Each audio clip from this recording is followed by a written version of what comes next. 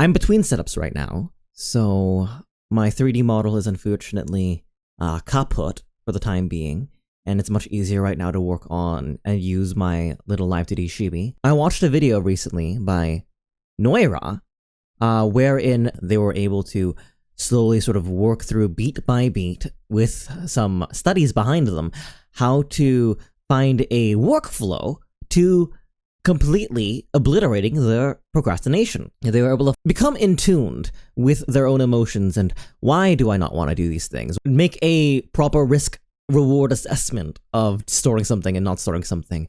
And that was enough to wake her up and get her to do work. And the issue is, the method that she described wasn't that hard. It was very easy, right? Or at least easy if you put the effort and work in. And as someone who's been struggling the entire month of April trying to figure out how to properly release YouTube videos and work toward my debut on Twitch for April the 28th, I was really at a loss hearing somebody describe the solution as that easy. I thought, well, my situation must be different, right? You must not have procrastination like I do for your thing to be solved like that and for mine not to be. And then I realized immediately in the moment that it was cope.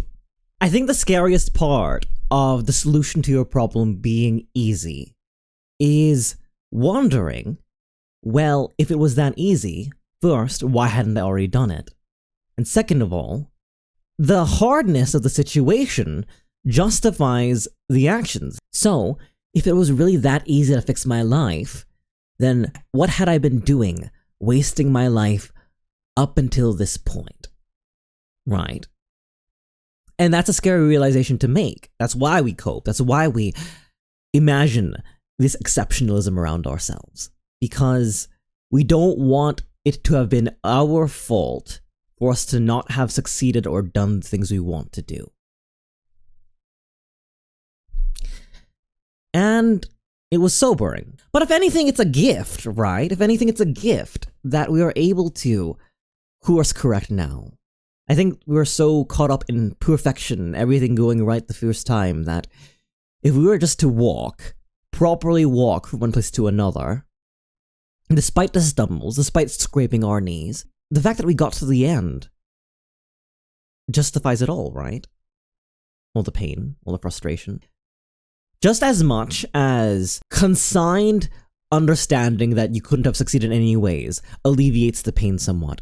What else alleviates the pain is having known that it was worth it to a certain degree, that you were able to make it to the end. Now pause. There are people who exist in the world who genuinely have meaningfully, obtrusively different experiences, and that includes the mental and physical block of following through with demands and doing work and all that such. Especially in neurodivergent spaces, it can realistically be the case that one might just not be able to do something. They can try as they might, try very, very hard, and put all their effort into moving very, very little. And this is not to diminish or take away from your experiences, alright? That being said, it made me look at myself and look at, like, what are all the tools I am not using, and just letting myself get overwhelmed and all that such. Healthy Gamer GG spoke to the fact that procrastination comes from bad emotional processing and awareness, and it's something that Noira reminded me of in their video, that often the momentary discomfort of doing a process is often worth the reward of it. And identifying why you're momentarily discomforted is very important to any kind of productivity. Now, why did I balk? Why did I immediately go, oh, well, my procrastination cannot be what your procrastination is? Well, because if my procrastination was the same thing as what she was going through, what does that make me, right? They said something that most people generally are lazy. Most people do procrastinate. And if people don't seem like procrastinators, it's because they've gotten very, very good at managing themselves, at holding themselves accountable and working very hard. But I had to include, or had to respond with some kind of exceptionalism. Oh, it couldn't be me, because mine are even worse. But that thought process doesn't serve us at all. I'm a big proponent of finding methods to thrive, right? If you live well in this particular environment, then continue living in it. And if your enjoyment of life is hampered by something or the other, it's worth removing it. It's kind of a healthy hedonism, if you will. So yeah, after watching their video, I had to look at myself and go, well, interesting. Is this what you want? Do you want to be so rough and unable that the solution that this person's offering isn't going to work? And I thought, no, I would rather not be. I have things I want to do, and the reasons why I can't aren't reasons that I enjoy.